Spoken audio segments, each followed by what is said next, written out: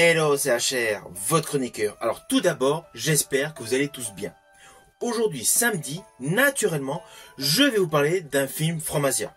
Il s'agit du film City of Darkness. Avant d'aller plus loin, n'oubliez pas, si vous n'êtes pas abonné, pensez à le faire. Pensez essentiellement à partager si vous aimez ce que vous voyez. Et surtout, n'oubliez pas de mettre en commentaire tout simplement ce que vous avez pensé de ce film. Let's go!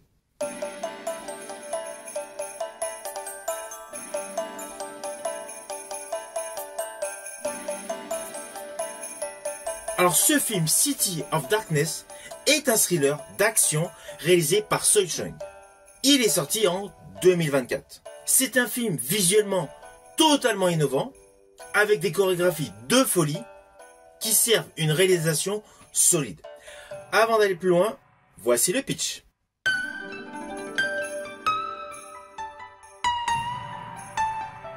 Ah oui, avant de vous préciser le pitch, sachez que ce film est l'adaptation d'un manhwa, équivalent donc de manga au Japon, réalisé par Andy Seto.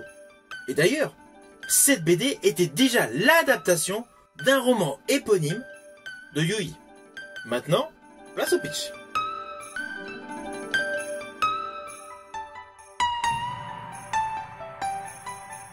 Alors l'histoire se situe dans les années 80. Oui, il y a un côté nostalgique. Mais une fois que vous aurez vu le film, vous comprendrez pourquoi l'action se déroule en 1980. De surcroît, dans un endroit de Hong Kong qui n'est pas régi par la loi britannique. Plus précisément, au sein même de la citadelle de Kowloon. Une enclave livrée aux gangs et au trafic en tout genre. Et là, nous découvrons un homme qui est poursuivi par une triade dirigée d'une main de fer par Mr. Big. Celui-ci se faufile, rentre dans cette fameuse citadelle, ensemble massif où l'urbanisation a totalement été déformée par des prolongations métalliques entre les différentes tours. Il est rentré pour se protéger, pour éviter de se faire tuer par les hommes de Mr. Big. Et après une scène d'ouverture extrêmement violente, extrêmement nerveuse, il est accepté par le grand chef de cette fameuse citadelle. Mr. Cyclone, un maître en arts martiaux qui assure la sécurité, la stabilité de tout ce petit monde qui vit au cœur de ce ghetto urbain.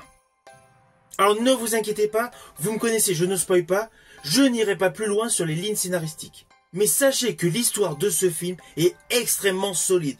Et en plus, elle s'appuie sur un fait historique, un fait réel. Oui, pas forcément le combat entre les triades via Mr. Big, Cyclone et tous les intervenants autour. Mais la cité de Kowloon a vraiment existé. Cette citadelle marque un pan de l'histoire en Chine. Alors pourquoi l'action se situe dans les années 80? Tout simplement parce qu'elle fut détruite au début des années 90. C'est pour cela que l'action se déroule dans cette période.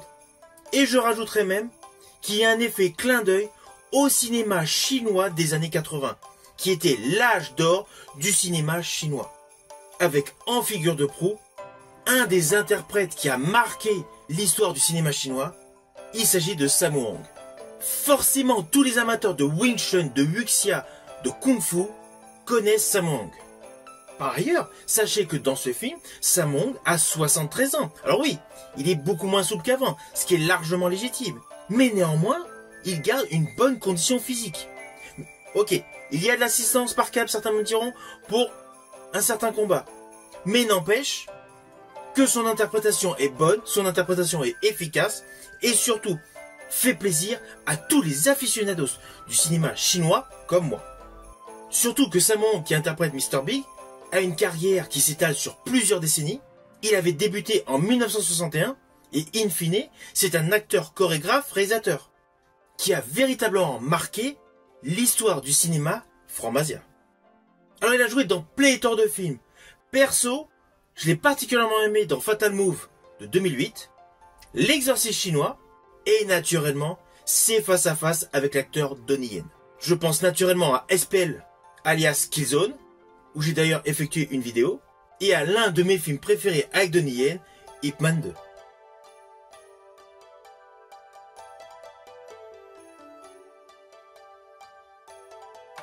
À ses côtés, nous retrouvons un acteur de talent, Louis Ko, qui est, outre le fait d'être un très bon acteur est également écrivain et chanteur.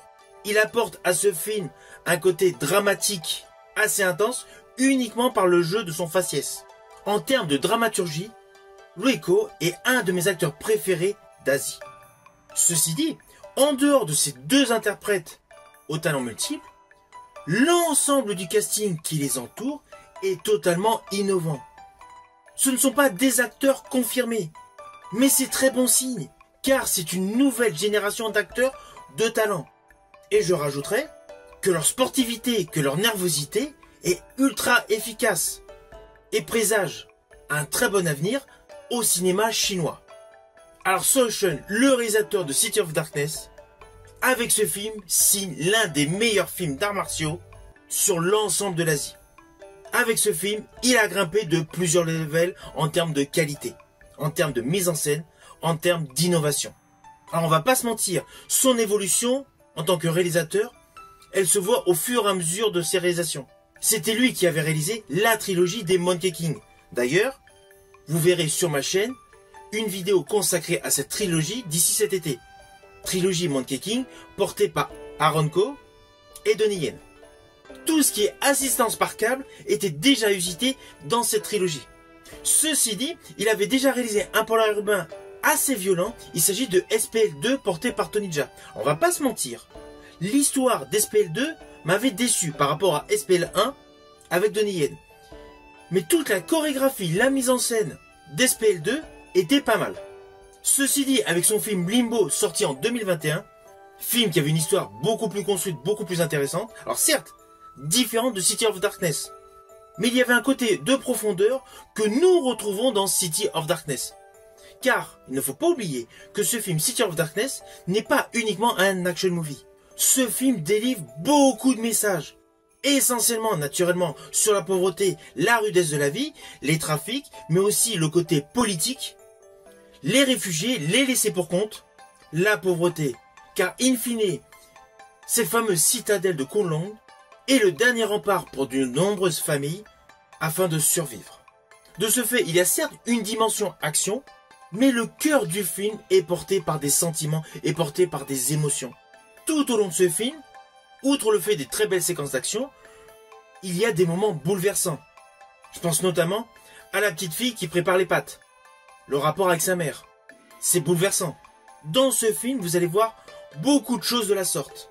Et je rajouterai même que l'histoire sur le point de départ qui nous présente un homme qui intègre cette citadelle pour éviter d'être tué par Mr. Big et ses hommes s'avère beaucoup plus complexe. Car dans ce film, il y a des twists, il y a des retournements de situation avec une origin story.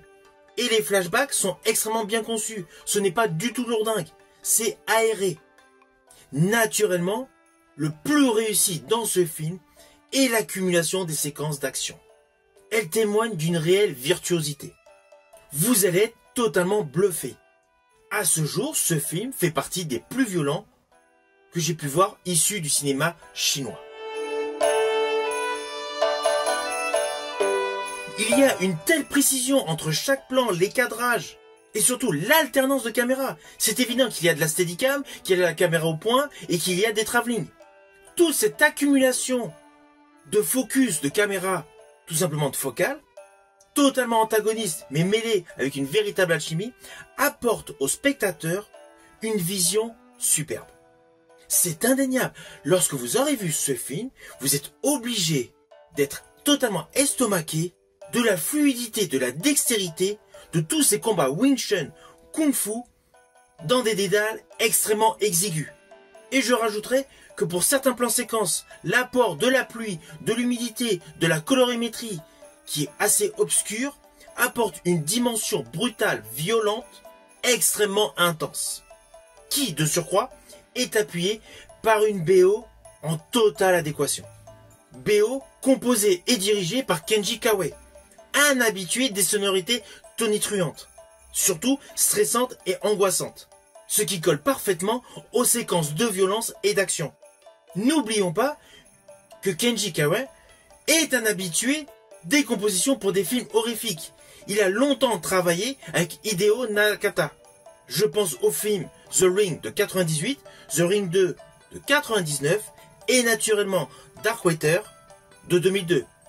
Il a également travaillé pour des scores épiques, je pense à la trilogie des Détectives D, et naturellement, la BO que je préfère avec un léger souffle épique, avec un thème principal qui fut cité dans ces deux scores concernant les deux films Ip Man 1 et Ip Man 2. De ce fait, toute la qualité de musique issue de l'esprit de Kenji Kawai colle parfaitement à ce film d'action. Action movie où la rudesse de la vie se compose parfaitement avec les scènes de combat. De ce fait, l'ensemble de ce film paraît être un vrai mélange des réalisations de Tsui Hark et de John Woo. Il y a une réelle virtuosité technique. Et que dire du décor principal? La citadelle est époustouflante. Alors oui, une grosse majorité de ce film a été tournée en studio. Mais honnêtement, cela ne se voit pas. On a vraiment l'impression que la citadelle existe toujours. Le réalisme est fou. Le film comporte moult scènes d'action percutantes, avec un dynamisme boostant des scènes de chorégraphie d'arts martiaux jamais vues auparavant. Surtout que vous serez tenu en haleine du début jusqu'à la fin, avec notamment beaucoup de moments émouvants. Alors pour la petite histoire, sachez que Sunshine prépare actuellement un préquel à ce film et une suite. Il tourne les deux films en même temps. C'était pour la petite histoire.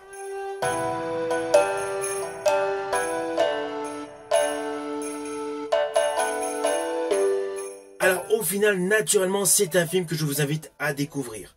Il n'existe aucun superlatif pour décrire vraiment ce que représente ce film pour le cinéma chinois. C'est un film noir, c'est un film très sombre, c'est un film bourré d'action, mais avec beaucoup de messages sur la rudesse de la vie.